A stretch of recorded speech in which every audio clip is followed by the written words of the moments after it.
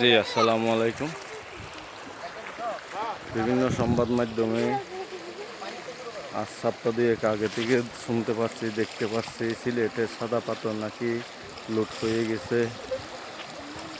তার জন্য সাদা পাথর দেখতে আসলাম সিলেটে, সেই ইন্ডিয়ার বর্ডারে।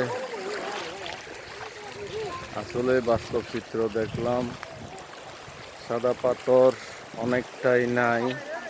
তবে আরেকটা কথা হচ্ছে যে যেইখানে সাদা পাথর যথেষ্ট পরিমাণ আছে ওই স্থান নয়, এটা হচ্ছে আরেকটা স্থান। এটা সিলেটের অনেকাংশে ভিতরে।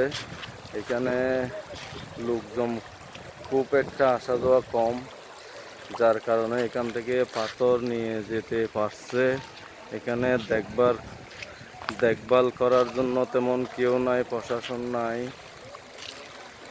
এই হলো অবস্থা।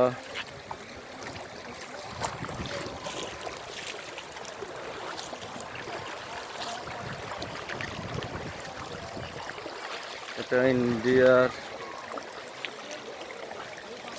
বাংলাদেশ আর ইন্ডিয়ার শেষ সীমানা। আমি এখন বাংলাদেশের এপারে আছি। এই যে প্লে করতেছে ওই পাশে গেলে ইন্ডিয়া।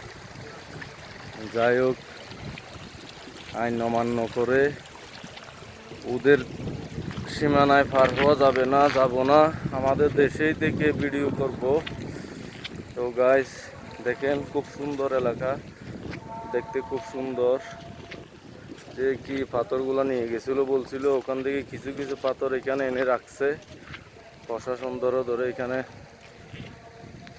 দিয়ে গেছে। খুব সুন্দর দৃশ্য, দেখতে খুব সুন্দর। ওই যে যে ইন্ডিয়ান সীমানা যেটা পাহাড়ের উপর, ওই পাহাড়ে ওদের বিরাট হাইওয়ে রাস্তা আছে। কিন্তু আমাদের দেশের এই যে সিলেট রাস্তাগুলো খুব ভয়াবহ, খুব ভাঙ্গা, খুব নষ্ট। অনেক কষ্ট করে যাতায়াত করতেছে এখানে লোক। আমরা আজ 2 দিন ধরে এখানে আছি, ইনশাল্লাহ আরো একদিন থাকবো। সব স্পট দেখে তারপরেই যাব।